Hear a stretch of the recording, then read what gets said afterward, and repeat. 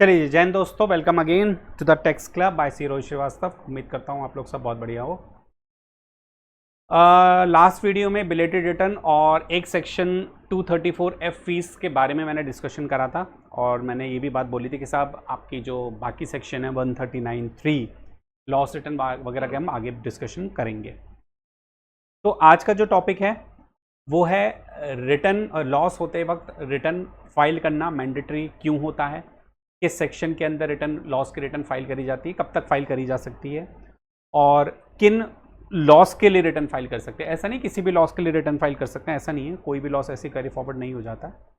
तो हम इस बारे में भी थोड़ा डिस्कशन करेंगे। तो स्टार्ट करते हैं section 139(3) mandatory to file return of income before due date if certain losses are to be carry forward. देखिए इस सेक्शन के स्टार्टिंग में बता दिया कि अगर आपको सर्टेन लॉसेज कैरी फॉरवर्ड कर रहे हैं ना, सर्टेन लॉसेज जो भी आपके बिजनेस में कैपिटल लॉस हुए हैं, बिजनेस लॉस हुए हैं, अगर आप उनको कैरी फॉरवर्ड करना चाहते हो तो आपको मैंडेटरी है रिटर्न ऑफ इनकम फाइल करना। अभी हम और डिटेल में डिस्कशन करेंगे, कौन से लॉसेज के बारे में हम बात करें वो सब डिस्कशन में बात होगी। लेकिन अभी हमने स्टार्टिंग में समझ लिया कि साहब आपको अगर अपने बिजनेस लॉसेस को या कैपिटल लॉसेस को कैरी फॉरवर्ड करना है तो आपको रिटर्न फाइल करना मैंडेटरी है एज पर सेक्शन 139(3). ठीक है, अब इस प्रोविजन को पढ़ने से पहले चलिए एक सेक्शन 80 है वो भी इससे रिलेटेड है, वो मैं आगे का डिस्कशन कर लूंगा। एक बार हम इसको पढ़ लेते हैं, उसके बाद सेक्शन 80 के बारे में भी थोड़ा डिस्कशन कर लेंगे। कहता है कि if a person has sustained loss, अगर किसी पर्सन के पास कुछ सस्टेन्ड लॉसेज हैं, कैसे लॉसेज हैं, पीजीबीपी के अंदर है और कैपिटल गेन में है। अगर किसी पर्सन के पास कुछ लॉसेज हैं पीजीबीपी के अंदर या फिर कैपिटल गेन के अंदर और क्लेम करता है कि दैट सच लॉसेज और any part there of should be carry forward. अब पीजीबीपी या कैपिटल लॉस के अंदर आपके पास कुछ लॉसेज हैं, कैपिटल गेन के अंदर, पीजीबीपी के अंदर आपके पास कुछ लॉसेज हैं और उन लॉसेज को आप कैरी फॉरवर्ड करना चाहते हो। आप उन लॉसेज को कैरी फॉरवर्ड करना चाहते हो, कौन से लॉसेज को, जो पीजीबीपी और कैपिटल गेन के अंदर हैं। अब लेकिन पीजीबीपी के अंदर कौन से लॉसेज हैं वो भी डिस्कशन करना पड़ेगा हमें। तब पीजीबीपी में हो सकता है स्पेकुलेशन बिजनेस से हो, नॉन स्पेकुलेशन बिजनेस के हो, स्पेसिफाइड बिजनेस से हो, ठीक है, हॉर्स रेस से होने वाली इनकम से हो, तो बहुत सारे हो सकते हैं। तो इसके लिए हम समझते हैं कि सब and claim that such loss और any part there of should be carry forward, तभी कैरी फॉरवर्ड होंगे जब वो बिजनेस लॉस हो, जब वो लॉस इन स्पेकुलेशन बिजनेस हो, जब वो specified business under section 35AD में अगर आप स्पेसिफाइड बिजनेस करते हो उसके अंदर अगर कोई ऐसे लॉसेज हैं, कोई कैपिटल लॉस हो या फिर लॉस है in business of owning and maintaining of horse for running them in horse races. देखिए यहां पे बताया गया आपको कैरी फॉरवर्ड करने हैं, कौन से लॉसेस आप कैरी फॉरवर्ड कर सकते हो। अब जरा इससे पहले ना मैं चाहूंगा कि आपको सेक्शन 80 के बारे में भी थोड़ा सा डिस्कशन कर लिया जाए। सेक्शन 80 के बारे में भी थोड़ा सा डिस्कशन कर लें, वहां पे भी समझ लेते हैं वहां पे हम क्या बात बोली गई है। देखिए सेक्शन 80 में भी क्या बात बोली गई है।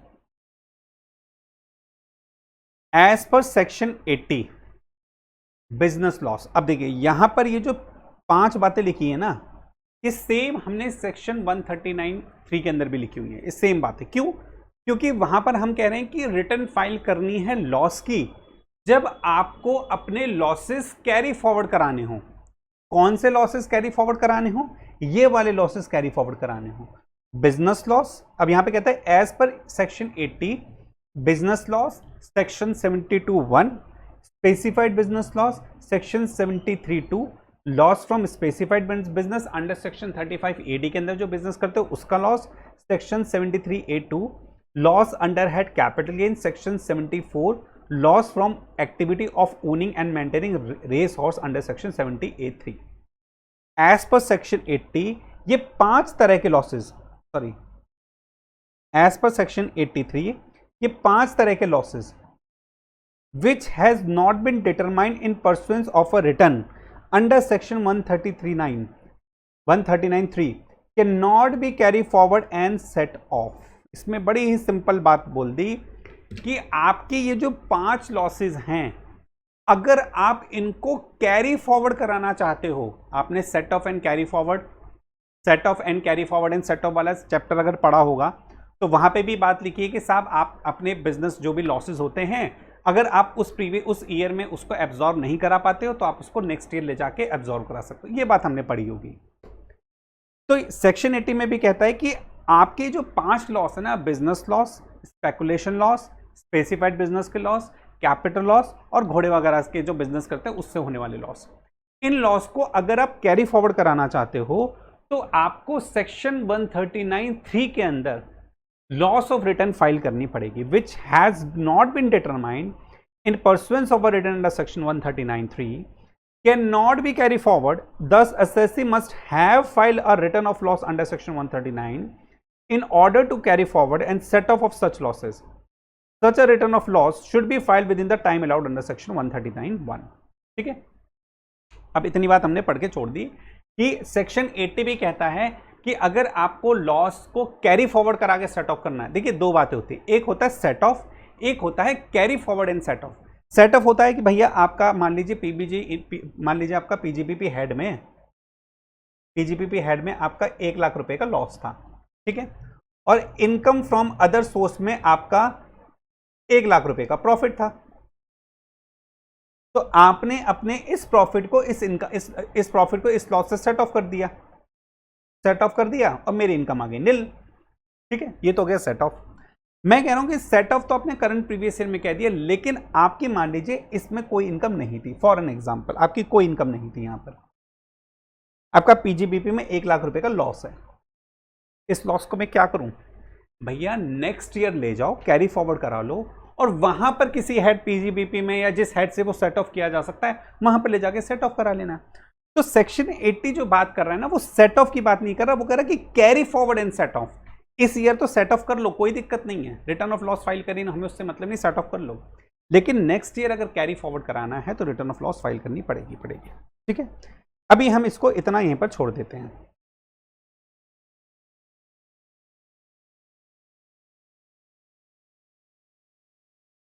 अब यहां पे दोबारा से आ जाते हैं। सेक्शन 139 कहता है कि if a person has sustain loss, और लॉस कौन सा, ये लॉस हमने बात कर ली, तो देन ही में furnish a return of loss with in the time specified under section 139(1). कौन से पीरियड थे, 31 अक्टूबर हो सकता है, 30 नवंबर हो सकता है, या फिर 31 जुलाई हो सकता है, एज द केस में भी। And all the provision of this act shall apply as if it were a written under section 139। ये बहुत इंपॉर्टेंट लाइन है, मतलब रिटर्न की लॉस रिटर्न आपको कब फाइल करनी है, सेक्शन 139(1) में ड्यू डेट के अकॉर्डिंग, ड्यू डेट में आपको लॉस रिटर्न फाइल करनी है और आप पर वो सारे प्रोविजंस लगेंगे as apply as if it were a return under section 139(1। मतलब जैसे 139(1) में रिटर्न फाइल करी जाती है ना, उसमें जो प्रोविजन एप्लीकेबल होते हैं वो सारे प्रोविजन एप्लीकेबल होंगे आपके सेक्शन 139(3) में फाइल करी हुई रिटर्न पर, सेक्शन 139(3) की फाइल करी हुई रिटर्न पर। ठीक है, चलिए ये बात हमने समझ ली, कोई दिक्कत नहीं है, हमें अब बिल्कुल समझ में आ गई, क्लियर बात हो गई है कि भैया अगर आपको अपने लॉस कैरी फॉरवर्ड कराने हैं तो आपको लॉस रिटर्न फाइल करनी पड़ेगी अंडर सेक्शन 139(3) के अंदर। ठीक है, ये बात हो गई, और ये चीज हमने सेक्शन 80 में भी पढ़ ले। तो हमेशा ध्यान रखना, जब भी आप सेक्शन 139(3) पढ़ोगे ना, यहां पर ऐड कर लेना एंड रीड विद सेक्शन 80, ये लाइन ऐड कर सकते हैं, रीड विद सेक्शन 80। हमेशा 139(3) को 80 के साथ पढ़ना पड़ेगा। चलिए अब आगे क्या बात लिखी हुई है, कहता है कि it is not mandatory to file a return of loss except in case of company और firm as there is no taxable income. However, as per section 80, loss cannot be carried forward unless the return of loss is submitted on or before the due date mentioned under section 139 and it is duly assessed.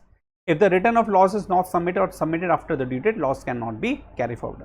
अब आप जरा ध्यान दो, section 139(1) में बोला गया था कि साहब आपको रिटर्न फाइल करने की जरूरत क्यों होगी, जब आपकी इनकम टैक्सेबल होगी। ठीक है, ये हमने पॉइंट सेक्शन 139(1) में पढ़ा है। अब मैं कह रहा हूं कि आपकी इनकम टैक्सेबल नहीं है क्योंकि आपके पास तो लॉस है। आपका मान लीजिए 1 लाख रुपए का लॉस है पीजीबीपी में। जब आपका लॉस है इसका मतलब आपकी इनकम टैक्सेबल नहीं है, आपको रिटर्न फाइल करने की क्या जरूरत है? नहीं है। लेकिन अगर आप कंपनी और फर्म हो, देखिए मैंने फिर बता रहा हूं सेक्शन 139 अगर आप लोगों ने नहीं पढ़ा है तो मेरा वीडियो अवेलेबल है, उसको अच्छे से समझ लो। पूरा डिटेल डिस्कशन है सेक्शन 139(1) पे, चीजें बिल्कुल क्लियर हो जाएंगी। वहां पे मैंने डिस्कशन करा है कि सेक्शन 139(1) में लिखा है कि कंपनी और फर्म को हर हालत में रिटर्न फाइल करनी पड़ेगी, चाहे उनकी इनकम हो चाहे ना हो, चाहे लॉस हो चाहे ना हो, चाहे बिजनेस स्टार्ट करा हो या ना हो, इनकॉर्पोरेट हो गई, रजिस्टर्ड हो गई, तो आपको रिटर्न फाइल करनी पड़ेगी। ठीक है, तो यहां पर भी लिखा है कि साहब it is not mandatory to file a return of income as there is no taxable income. आपका लॉस है, आपकी टैक्सेबल इनकम नहीं, रिटर्न मत फाइल करो। कंपनी फर्म के केस में तो चलो फाइल करनी पड़ेगी। लेकिन प्रॉब्लम क्या है? प्रॉब्लम है सेक्शन 80 की। सेक्शन 80 क्या कहता है कि भैया अगर आपको अपना लॉस कैरी फॉरवर्ड कराना है, आपको अपना लॉस कैरी फॉरवर्ड कराना है तो आपको लॉस रिटर्न फाइल करनी पड़ेगी अंडर सेक्शन 139(3). अगर आपको कैरी फॉरवर्ड नहीं कराना है कोई दिक्कत नहीं है, मत फाइल करो, कोई परेशानी नहीं है साहब हमें। However as per section 80 loss can not be carry forward unless the return of losses text submitted on or before due date mentioned in section 139 and it is duly assessed by assessing officer. तो जो भी आपको due date 139(1) में दी गई हैं उस date के अंदर अंदर आपको रिटर्न फाइल करनी पड़ेगी लॉस की। अब मेरा क्वेश्चन आता है कि सर अगर मैं ये रिटर्न ड्यू डेट के बाद फाइल करूं, अगर मैं मान लीजिए मेरी 31 अक्टूबर ड्यू डेट थी और मैंने रिटर्न अपनी 15 नवंबर को फाइल करी है, तो क्या मेरी लॉस रिटर्न फाइल मानी हुई जाएगी? उस केस में दोस्तों आप अपने लॉस को कैरी फॉरवर्ड नहीं करा सकते। यहां पे लिखी है बात कि return of loss is submitted on or before the due date mentioned under section 139 and it is duly assessed by the assessing officer. If the return of loss is not submitted or submitted after the due date, या तो submit नहीं करते हो या फिर due date के बाद submit करते हो, तो मेरे भाइयों मेरे बंधुओं आपका लॉस कैरी फॉरवर्ड नहीं हो पाएगा। आपका लॉस कैरी फॉरवर्ड नहीं हो पाएगा। ठीक है, आपका लॉस कैरी फॉरवर्ड नहीं हो पाएगा। एक हमें बात ध्यान रखनी पड़ेगी।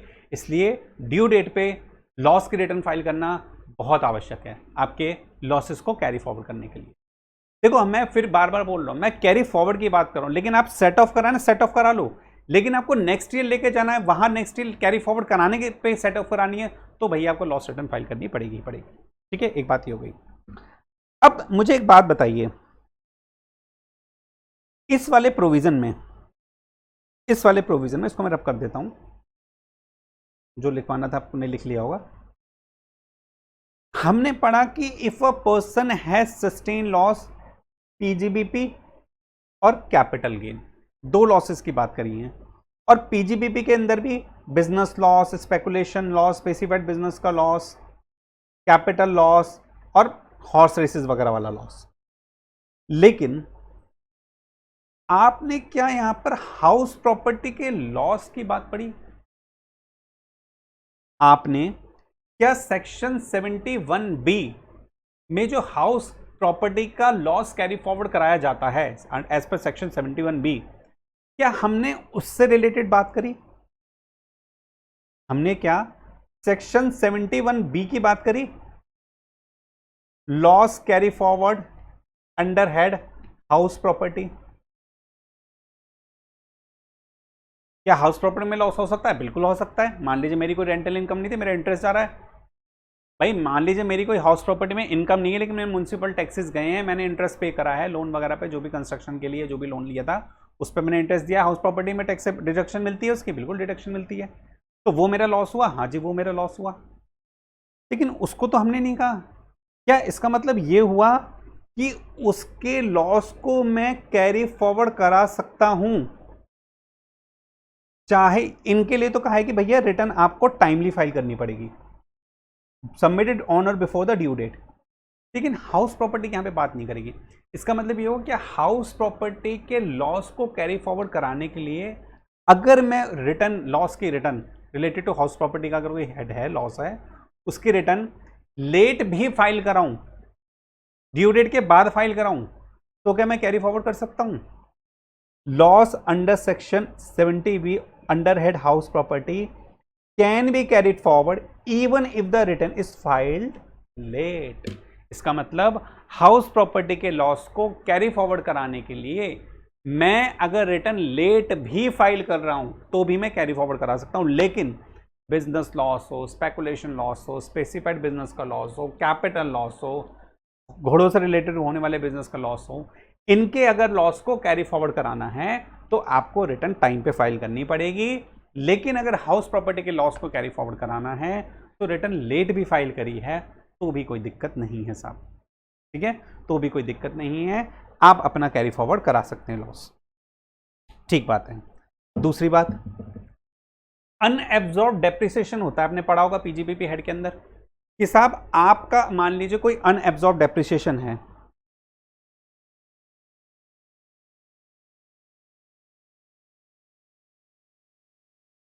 आपके पीजीबीपी में लॉस आ रहा है 1 लाख रुपए का और डेप्रिसिएशन है 50,000 रुपए का।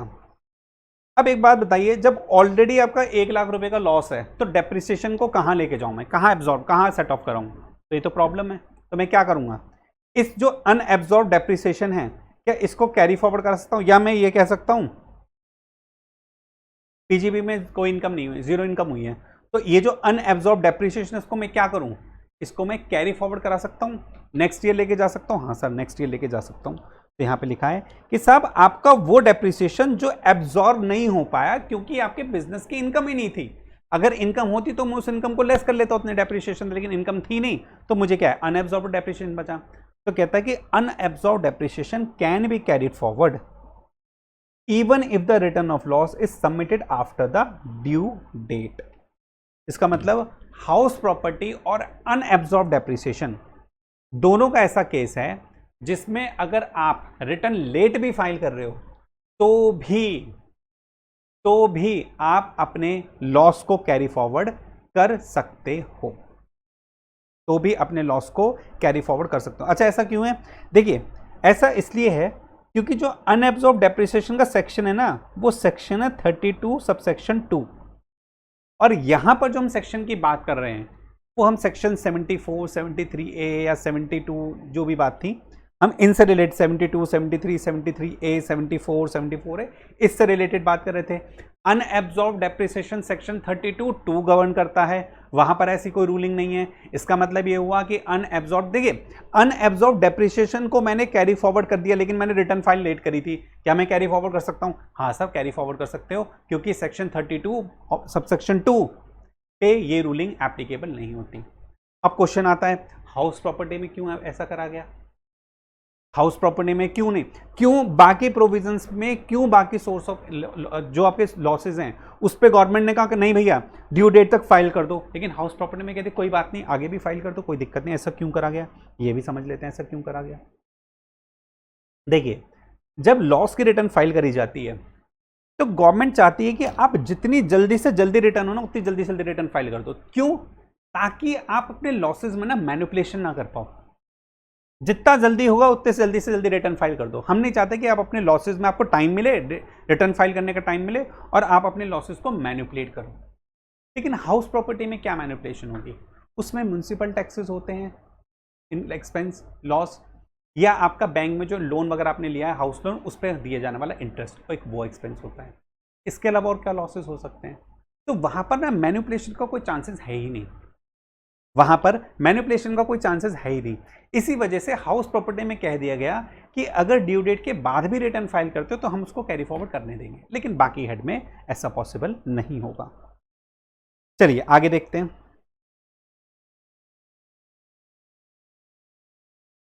देखिए, जैसे मैंने अभी कई बार बोला कि सेक्शन 139(3) रीड विद सेक्शन 80 सिर्फ प्रोहिबिट करता है कैरी फॉरवर्ड ऑफ लॉसेस को। अगर आपने रिटर्न फाइल नहीं करी है तो हम कैरी फॉरवर्ड नहीं होने देंगे लॉसेस को। लेकिन क्या करंट फाइनेंशियल ईयर में सेट ऑफ करना लॉसेस को, क्या ऐसा कोई मनाही है? ऐसी तो कोई मनाही नहीं है, सेट ऑफ तो करा सकते हैं। तो सेक्शन 130, सेक्शन ये हटा मार देता हूं, Section 139(3), read with Section 80, only prohibits the carry forward of the losses where the return is filed after the due date. It does not prohibit set off of losses. It does not prohibit set off of losses. ठीक है. Fourth point, where the return of loss is filed in response to a notice under Section 142(1), such loss cannot be carried forward. Loss under a house property and can be carried forward for this in this case. देखिए अब ये क्या कह रहा है, थोड़ा सा आपको बैकग्राउंड दे देता हूं. मान लीजिए आपकी रिटर्न फाइल करने की डेट है 31 अक्टूबर 2025. 31 अक्टूबर 2025. अब अगर आपने 31 अक्टूबर 2025 तक रिटर्न फाइल नहीं करी तो असेसिंग ऑफिसर के पास दो पावर आ जाएंगी. एक तो आ जाएगी बेस्ट जजमेंट असेसमेंट, सेक्शन 144, जो लास्ट वीडियो में मैंने डिस्कशन करा था. अगर आपने ड्यू डेट तक रिटर्न फाइल नहीं करी तो असेसिंग ऑफिसर आपका असेसमेंट कर देगा और आपको बता देगा भैया हमारे अकॉर्डिंग आपकी इतनी डिमांड आ रही है और नोटिस ऑफ डिमांड आप पे सर्व कर देगा. कह देगा भाई ये नोटिस ऑफ डिमांड है, हमारे अकॉर्डिंग इतना टैक्स बन रहा है, आप इसका टैक्स पेमेंट कर दीजिए. ठीक है. या फिर उसके पास एक पावर होती है सेक्शन 142(1) के तहत, जिसमें वो आपको नोटिस देगा और कहेगा कि भैया 31 अक्टूबर 2025 जा चुका है, आपने रिटर्न फाइल नहीं करी, हम आपको नोटिस दे रहे हैं कि अपनी रिटर्न फाइल कीजिए. 144 में रिटर्न फाइल करने के लिए नहीं बोल रहा है. 144 में उसने कहते भैया आप रिटर्न नहीं फाइल करी ना, हमने बेस्ट जजमेंट कर दिया, हमने कैलकुलेट कर दिया आपका टैक्स कितना बन रहा है. लेकिन 142(1) के अंदर उसने रिटर्न फाइल नहीं करी, उसने बेस्ट जजमेंट, उसने कोई कैलकुलेशन नहीं करी. वो कह रहा है देखो भैया 31 अक्टूबर जा चुका है, आपको रिटर्न फाइल करनी है, हम ये नोटिस दे रहे हैं कि भैया अपने आप रिटर्न फाइल कीजिए. ठीक है. 142 में नोटिस दिया गया है. हमेशा ध्यान रखना, चाहे 144 हो चाहे 142(1) हो, ये तभी पॉसिबल है आफ्टर ड्यू डेट. क्या ड्यू डेट से पहले असेसिंग ऑफिसर 144 का असेसमेंट कर सकता है? अरे कैसे कर लेगा भाई, अभी मेरे पास डेट अब टाइम अवेलेबल, आप कैसे बेस्ट जजमेंट कर सकते हो? क्या नोटिस, क्या ड्यू डेट की डेट से पहले असेसिंग ऑफिसर 142(1) में नोटिस इशू कर सकता है? कैसे कर देगा? जब मेरे पास डेट है रिटर्न फाइल करने का, तो आप मुझसे क्यों कह रहे हो कि रिटर्न फाइल करो? और मैं फाइल कर दूंगा, मेरे पास टाइम अवेलेबल है. तो ये दोनों जो चीज होंगे, चाहे सेक्शन 144 की हो चाहे सेक्शन 142(1) की हो, तभी पॉसिबल होगी ड्यू डेट के बाद. ठीक है. अब आपका जो पॉइंट है ना, थर्ड या फोर्थ पॉइंट जो भी पॉइंट है, वो कुछ इससे रिलेटेड है. कहता है कि जब रिटर्न लॉस की रिटर्न फाइल करी जाती है ना notice under section 142(1), such losses can not be carry forward. ऐसा क्यों बोला गया हमने? बड़ा ही दिमाग लगे, क्यों ऐसा बोला गया कि अगर सेक्शन 142(1) के नोटिस इश्यू होने के बाद आप रिटर्न फाइल कर रहे हो तो लॉस कैरी फॉरवर्ड नहीं करेंगे. ऐसा क्यों बोला गया? मैंने अभी क्या बात बोली कि भैया नोटिस 142(1) में इशू कब होगा? ड्यू डेट के बाद. जब ड्यू डेट के बाद नोटिस इश्यू होगा, नोटिस इश्यू करने के बाद रिटर्न फाइल करोगे, इसका मतलब आपने रिटर्न तो ड्यू डेट के बाद फाइल करी. और हमने सेक्शन 139(3) रीड विद सेक्शन 80 में क्या पढ़ा है कि लॉस अगर कैरी फॉरवर्ड करना है तो ड्यू डेट के अंदर आपको रिटर्न फाइल करनी पड़ेगी. ठीक है. तो इसलिए अगर इस नोटिस के इश्यू होने के बाद आप रिटर्न फाइल करते हो तो भैया वो रिटर्न किसी काम की नहीं है, आप वो रिटर्न बेकार है, लॉस कैरी फॉरवर्ड नहीं हो पा सकते. लेकिन क्या अनएब्सॉर्ब डेप्रिसिएशन और loss under head house property क्या फिर भी कैरी फॉरवर्ड हो सकते हैं? हाँ हो सकते हैं ना. क्यों? क्योंकि इन दोनों लॉसेस तो ड्यू डेट के बाद भी अगर रिटर्न फाइल कर रहे हो, ड्यू डेट के बाद भी अगर रिटर्न फाइल कर रहे हो तब भी कैरी फॉरवर्ड किए जा सकते हैं. ठीक है. Although loss of current year can't be carry forward unless the return of loss is submitted before due date. बस loss of earlier years can be carry forward if the return of loss of that year was submitted within the due date and the loss has been assessed. अब इसके लिए ना मैं आपको example लेता हूं बहुत बढ़िया सा. इसके लिए हम एक बहुत बढ़िया सा एग्जांपल लेते हैं. ये रब कर देता हूं मैं.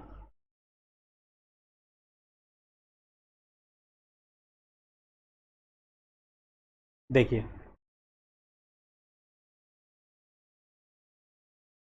मान लीजिए प्रीवियस ईयर है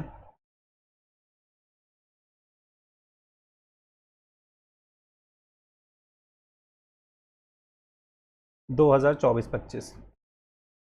ठीक है, इस प्रीवियस ईयर में लॉस है 2 लाख रुपए, इस प्रीवियस ईयर में लॉस है 2 लाख रुपए का।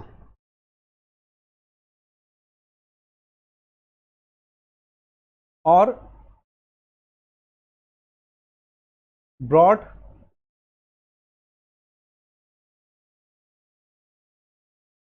फॉरवर्ड, अरे यार क्या आफत है इसमें, ब्रॉड फॉरवर्ड लॉस है ऑफ प्रीवियस ईयर 23-24 का 1 लाख रुपए। ठीक है, अब क्वेश्चन यहां पर यह आता है कि मैं किस प्रीवियस ईयर का, इन दोनों में से किस प्रीवियस ईयर का लॉस कैरी फॉरवर्ड कर सकता हूं। अगर मैंने प्रीवियस ईयर 2025 24-25 की रिटर्न, मान लीजिए ड्यू डेट थी 31 अक्टूबर 2025, ठीक है, ये ड्यू डेट थी। अगर मैंने रिटर्न फाइल करी है प्रीवियस ईयर 24-25 की 31 अक्टूबर 2025 को, तो मैं जो कैरी फॉरवर्ड कर सकता हूं लॉस, वो कितना कर सकता हूं, 2 लाख इसका, 3 लाख इसका, 1 लाख इसका, 3 लाख रुपए, ये कैरी फॉरवर्ड कर सकता हूं। अगर मान लीजिए मैंने प्रीवियस ईयर, ये केस 1 हो गया, केस 2 क्या कहता है, अगर मान लीजिए मैंने प्रीवियस ईयर 24-25 की रिटर्न फाइल करी 15 नवंबर 2025 को,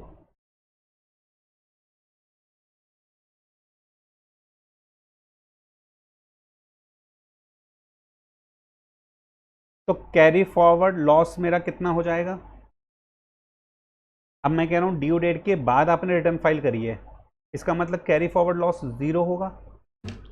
जरा ध्यान से समझना इस क्वेश्चन को, ये क्वेश्चन क्या कहना चाह रहा है, और इसमें ही आंसर लिखा है वो पॉइंट का, पॉइंट ये इसी पूरी कहानी में पॉइंट है वो। मैंने 24 प्रीवियस ईयर की रिटर्न फाइल कर दी 31 अक्टूबर 2025 पहले केस में, तो मैं कैरी फॉरवर्ड कर सकता हूं लॉस 2 लाख या 1 लाख पुराने साल का 3 लाख रुपए। मैंने 24-25 प्रीवियस ईयर की रिटर्न फाइल करी 15 नवंबर 2025 को, तो क्या मैं कुछ कैरी फॉरवर्ड कर पाऊंगा। मेरे अकॉर्डिंग यस, हाँ या ना, आपके अकॉर्डिंग क्या है मुझे नहीं पता, लेकिन मैं बताता हूं उसमें क्या कहानी होगी। अगर मैं कहूं कि 24-25 के प्रीवियस ईयर को मैंने 15 नवंबर को फाइल करा है, तो उसका मतलब जो 2 लाख रुपए का लॉस था इस प्रीवियस ईयर का, इस प्रीवियस ईयर का 2 लाख रुपए का लॉस था, क्योंकि 24-25 प्रीवियस ईयर की रिटर्न फाइल हुई है ड्यू डेट के बाद। क्या मैं इसको कैरी फॉरवर्ड कर सकता हूं, नहीं। लेकिन दोस्तों एक बात मुझे बताओ, जो प्रीवियस ईयर मेरा 23-24 था,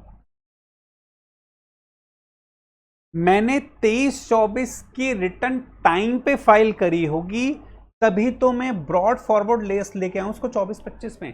भाई 23-24 का लॉस था 1 लाख रुपए का, मैं कह रहा हूं brought forward losses of previous year 23-24, पिछले साल मैंने टाइम पे फाइल कर दी होगी ना, तभी तो मैं लॉस को नेक्स्ट ईयर लेके आया हूं, तभी तो लॉस को नेक्स्ट ईयर लेके आऊं।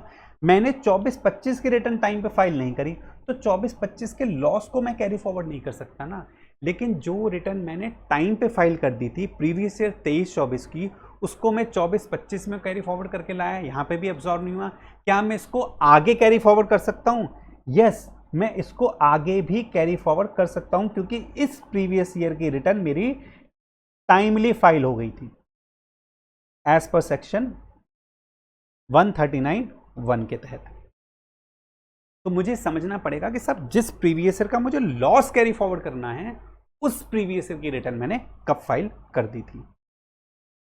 अब अगर आप इस पॉइंट को पढ़ोगे, although loss of current year can't be carry forward unless the return of loss is submitted before the due date, on or before the due date, on or before due date. But loss of earlier years can be carried forward if the return of loss of that year was submitted within due date and such loss has been assessed. Such loss has been assessed. ठीक है जी, तो इस तरह से जिस previous year की आपने return timely file करी है उसको हम कैरी फॉरवर्ड कर सकते हैं।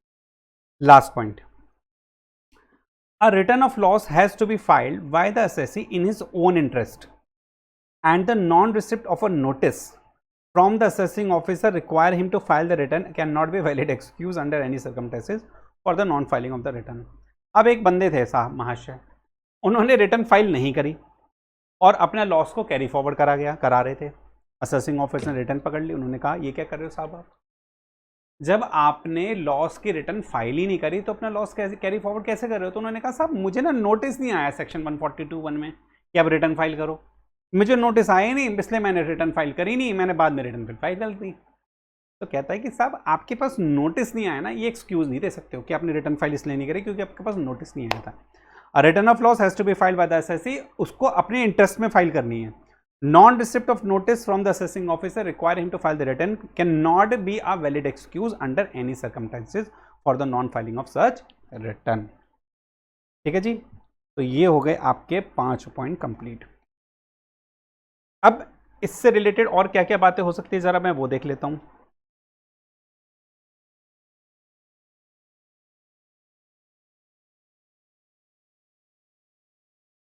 अच्छा, अब ना एक पॉइंट है छोटा सा, हालांकि आपके सी इंटर लेवल पे उस लेवल पे शायद ना पूछा जाए क्योंकि इसमें केस लॉ भी एक आता है। आपको पता है जो अनएब्जॉर्ब डेप्रिसिएशन है ना, अभी हमने पढ़ा कि सब अनएब्जॉर्ब डेप्रिसिएशन अगर हम रिटर्न लेट भी फाइल कर रहे हैं तो भी हम कैरी फॉरवर्ड करा सकते हैं। हमने हाउस प्रॉपर्टी वाले सेम, इन दोनों में सेम था। लेकिन एक केस है Haryana hotels limited versus commissioner of income tax, काफ़ी पुराना केस है, लगभग 1961 और 62 63 के आसपास का केस है, काफ़ी पुराना केस है। लेकिन इस मद्रास हाई कोर्ट ने इसमें पता डिसीजन क्या दिया था? उन्होंने कहा था कि अगर आप अनएब्जॉर्ब डेप्रिसिएशन कैरी फॉरवर्ड करा सकते हो चाहे आपने रिटर्न फाइल ही ना करी हो, unabsorbed depreciation can be carry forward even if return is not file. अभी तक हमने पढ़ा कि अनएब्जॉर्ब डेप्रिसिएशन अगर आप ड्यू डेट के बाद भी रिटर्न फाइल करते हो तो भी आप इसको कैरी फॉरवर्ड कर सकते हो। लेकिन एक केस लॉ है, एक जजमेंट है कि अगर अनएब्जॉर्ब डेप्रिसिएशन के केस है और आप उसको कैरी फॉरवर्ड करा रहे हो लेकिन आपने रिटर्न ही फाइल नहीं करी, आप रिटर्न फाइल करना भूल गए, तो मद्रास हाई कोर्ट ने कहा आप तब भी अनएब्जॉर्ब डेप्रिसिएशन को कैरी फॉरवर्ड करा सकते हो, Haryana hotels limited versus commissioner of income tax. लेकिन ये सी इंटर लेवल पे मुझे नहीं लगता इतना लेवल पे पूछेगा एग्जामिनर, क्योंकि आपके स्टडी मैट वगैरह में या फिर आपके बाकी स्टडी मटेरियल में सी इंटर लेवल पे इस तरह के क्वेश्चंस या इस तरह के केस वगैरह की कोई बात नहीं है। लेकिन मैंने जस्ट फॉर FYI बता दिया कि अनएब्जॉर्ब डेप्रिसिएशन में ये भी चीज़ पॉसिबल है। ठीक है जी, और बाकी तो मैंने आपको लगभग इसमें सारे पॉइंट बता दिए हैं। तो ये था आपका सेक्शन 139(3) लॉस रिटर्न से रिलेटेड। ठीक है, आगे हम आएंगे किसी और नए टॉपिक के साथ। तब तक के लिए thank you so much for your support. But मेरी फिर से वही एक रिक्वेस्ट होगी, एक गुजारिश है आप लोगों से, प्लीज़ चैनल को लाइक करो, शेयर करो, सब्सक्राइब करो। बहुत मेहनत लगती है, आपको लग रहा होगा 30-35 मिनट आगे बोल गया, लेकिन इस 30-35 मिनट को बोलने के लिए मुझे नोट्स अपडेट करने पड़ते हैं, थोड़ा सा सेल्फ स्टडी भी करनी पड़ती है, लेटेस्ट अमेंडमेंट देखनी पड़ती है, केस लॉज। अब जैसे आपका ये अनअब्जॉर्ब डेप्रिसिएशन हरियाणा होटल्स का केस था, ये आपके लेवल पर रेलिवेंट नहीं है, लेकिन फिर भी मुझे इस चीज़ के बारे में मुझे लगा आप लोगों को बता दूं, तो काफ़ी चीज़ मुझे देखनी पड़ती है। तो इसलिए प्लीज़ आप लोगों का सपोर्ट बहुत ज़रूरी है। चैनल को सब्सक्राइब करो ज़्यादा से ज़्यादा, शेयर करो ज़्यादा से ज़्यादा, लाइक करो, ताकि मैं और अच्छे से अच्छे वीडियो आप लोगों के लिए बना सकूं। तब तक के लिए थैंक यू सो मच।